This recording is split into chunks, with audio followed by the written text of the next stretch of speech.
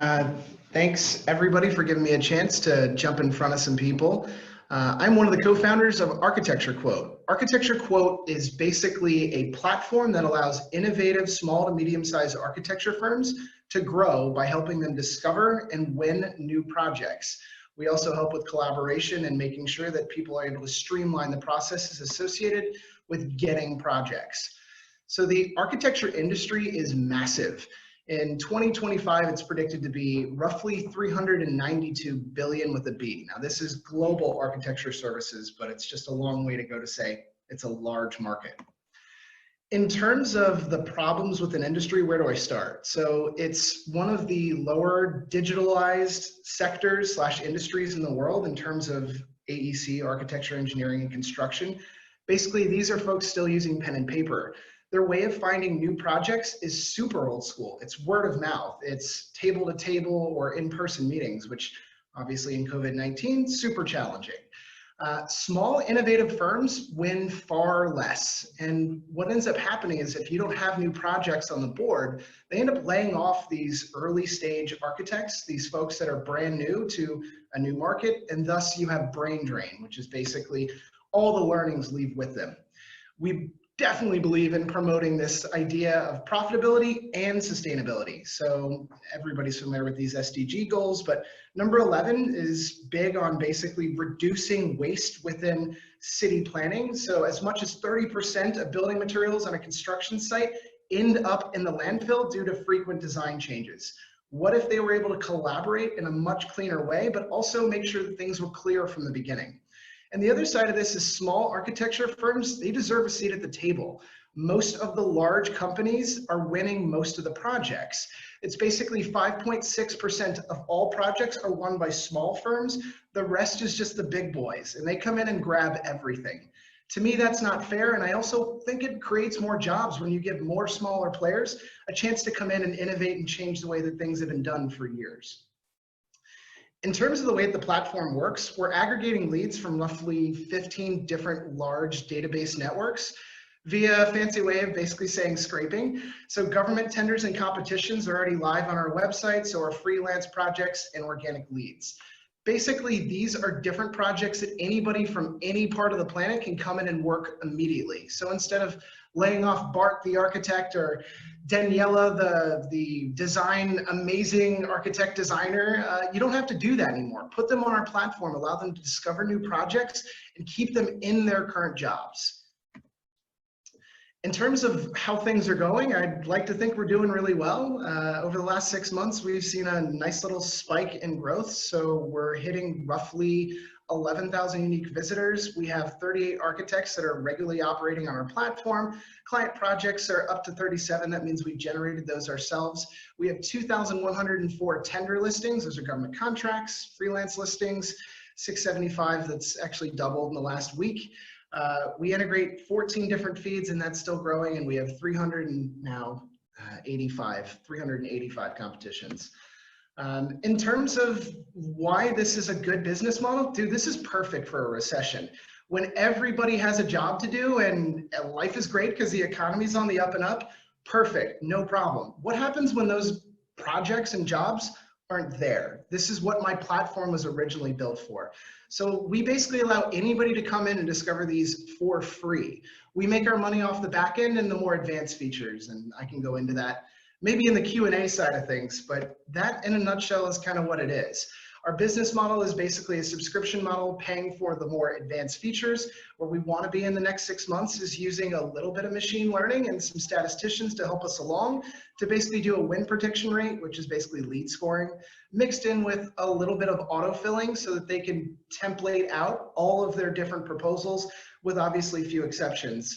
The goal is to get people used to using the platform so they can never imagine using something else or the old school techniques of the past. In terms of my background, 6-time startup founder. I'm obviously not Danish, you can tell by the accent. I'm actually originally from Washington, D.C. I've been in the startup scene for 12 years. I run a growth hacking agency on the side while paying basically to keep this thing afloat. That means a lot of nights and weekends. I work 7 days a week. I'm used to it. And my co-founder is Martin. Martin is a phenom who taught himself how to code at the age of 12, and he's kind of my right-hand man, and we get things done. And we have a pretty nicely sized team of 12 that work out of, used to be Talent Garden Rainmaking, now we're over at Founders House. And I think I've gone over time. I don't know, am I good on time? Oh, you're muted. I can keep going. I'll keep going.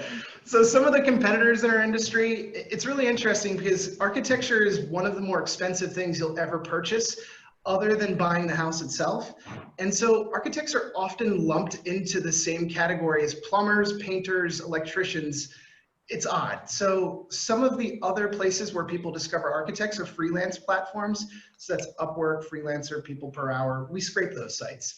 In terms of listing platforms, Houzz is our biggest competitor on there, and that's a really awesome platform. Honestly, they've figured out kind of the lock and mechanism of getting people to use their platform, but it hasn't penetrated the EU. Taylor, your time is gone. Ah, okay, cool. So questions, time for questions, please, guys.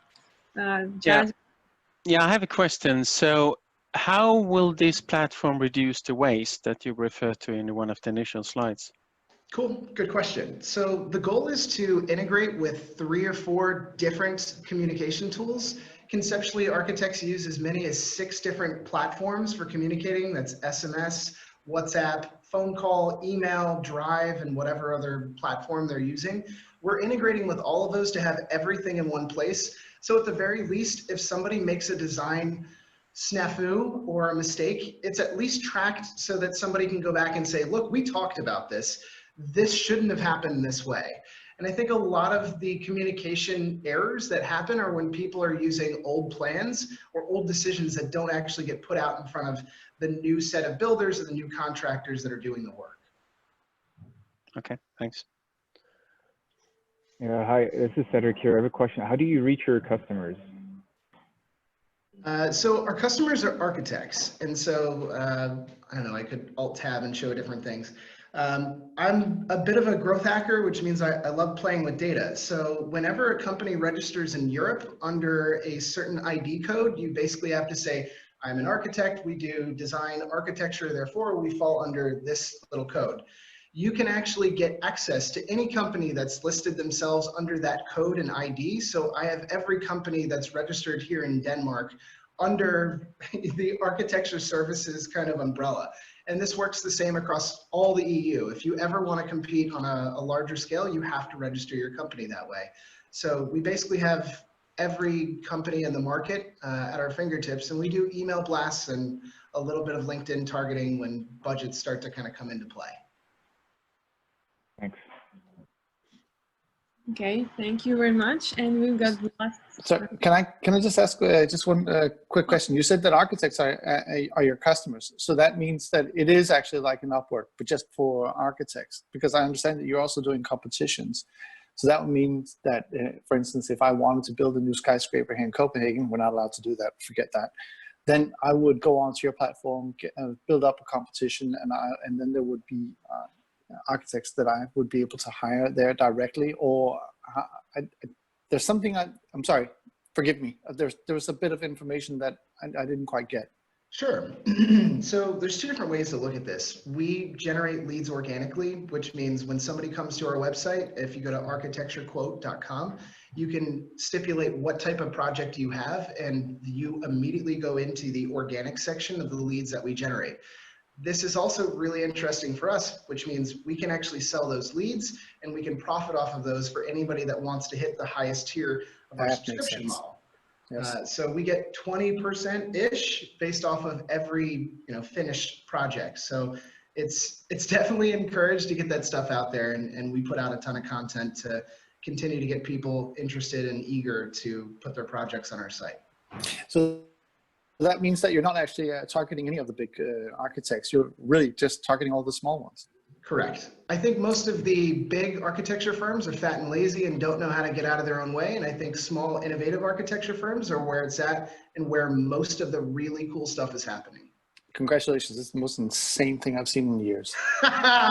Thanks, man.